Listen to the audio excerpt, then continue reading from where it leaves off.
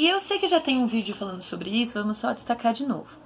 As esponjas do mar é o primeiro filo animal. A reprodução pode ser assexuada, então eu gero clones, ou sexuada quando eu tenho a formação de gametas e uma larva flagelada que se fixa no substrato. Quando eu estou falando dos quinidários, é importante falar da alternância de gerações. Então, eu tenho numa mesma fase de vida assexuada, sexuada, assexuada, sexuada. Isso é uma novidade, isso até então não existia. Já volto lá para corrigir.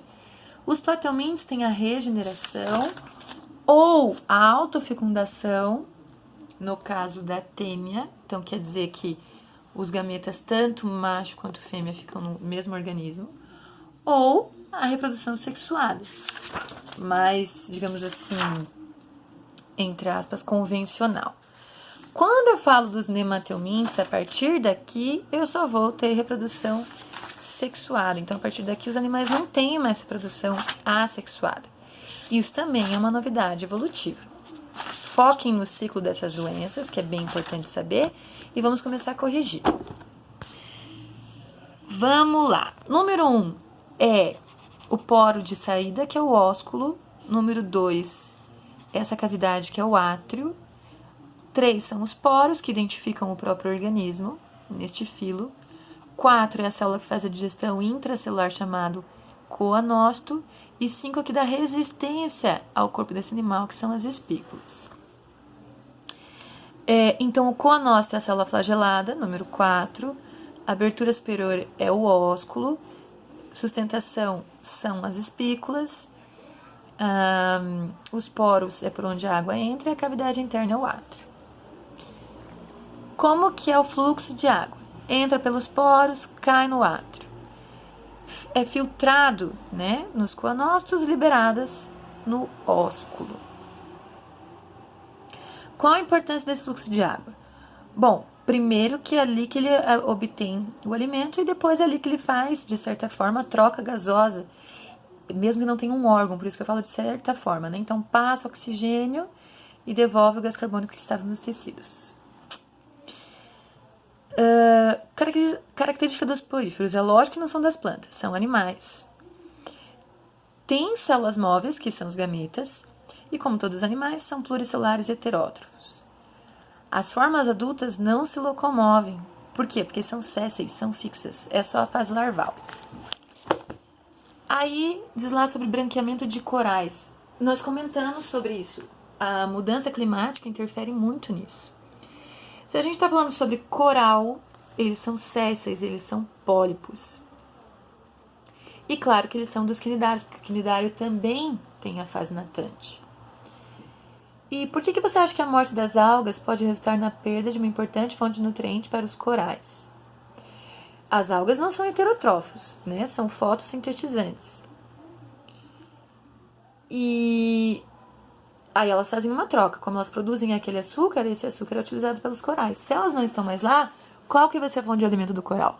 Não tem, e daí ele morre. E de que outra maneira esses animais podem obter os nutrientes? Os corais não fazem isso, mas através dos tentáculos paralisa a presa e pode, né, predar, direcionando para a boca. E aí, quais as possíveis consequências do branqueamento para o ser humano e para os outros seres? Os peixes utilizam muito como abrigo, né, e até fonte de alimento. E aqui para o ser humano está falando mais pela economia. Mas veja, se você parar para pensar... Ai, eu tô no meu lençol toda amassada aqui, desculpa, gente. Se parar para pensar, a partir do momento que o peixe não tem mais abrigo, a população de peixe também vai diminuir. Então não é só uma questão econômica, né? É uma questão também de subsistência. Quando a gente fala disso, quem sofre mais interferência são as comunidades ribeirinhas que sobrevivem disso, da necessidade de ter o peixe. Bom, tá, que a gente pode estar falando não de água doce, né, de água do mar, mas ainda assim tem pessoas que sobrevivem desse tipo de subsistência. Não ribeirinhas, mas desse tipo de subsistência. Vamos relacionar aqui, ó. Animal de vida livre só pode ser aplanário, porque esses dois são parasitas obrigatoriamente.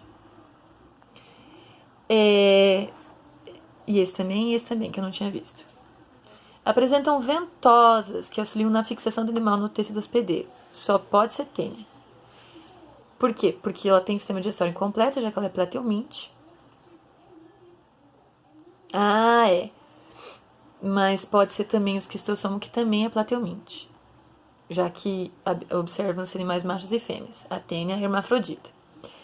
Agora sim, além de ventosas, podem apresentar ganchos, depende da espécie. Mas também não possui sistema digestório. Sim, é a tênia. Alongado e cilíndrico, só pode ser lombriga ou ancilóstomo. Tem presença de dentes. E quando a gente fala de dente, a gente não está falando da lombriga, está falando do ancilóstomo. De novo, alongado e cilíndrico, sistema digestório completo. Lógico, é um nemateuminte. O macho apresenta uma extremidade curvada que auxilia na reprodução. Então, o único que bate aqui, que sobrou, entre aspas assim, é a lombriga. Quais animais... Bom, vamos lá. Excetaplanária. Tênia causa teníase ou cisticercose. Lombriga causa a ascaridíase, conhecida vulgarmente como bicha. É por isso que falam, né? Tá com a bicha atacada, porque dá muita fome. Esquistossomose é a chamada barriga d'água. E ancilóstomo também pode ser chamado de amarelão, porque ataca o fígado e fica com icterícia. Icterícia. Né? Que amarela mesmo a pele da pessoa. O que aconteceu em relação às mortes de 1980 e 2010 por esquistossomose? Diminuiu. E o que deve ter acontecido para ter diminuído? Vamos lembrar que esquistossomose é aquele ciclo que precisa do hospedeiro intermediário, que é um caramujo. Então, quando a pessoa não tem saneamento básico, ela vai lá próximo de um corpo de água, né, de um rio, defeca, e aí começa todo o ciclo. Se ela tem saneamento básico, ela já não está tendo mais essa infestação. Paola é parasitologista. O que é isso? É um especialista no estudo de doenças causadas por parasitas. Veja, não precisa ser só verme, tá? Aí ela tem algumas recomendações e a gente tem que relacionar com os vermes. Evitar carne de porco mal cozida, tô falando de teníase. Evitar nadar em lagos, eu tô falando de esquistossomose. Andar calçado, eu tô falando de amarelão. E lavar frutas com cuidado, ascaridíase. Então, 1, D, 2, A, 3, B, 4, C. Ok? Última página.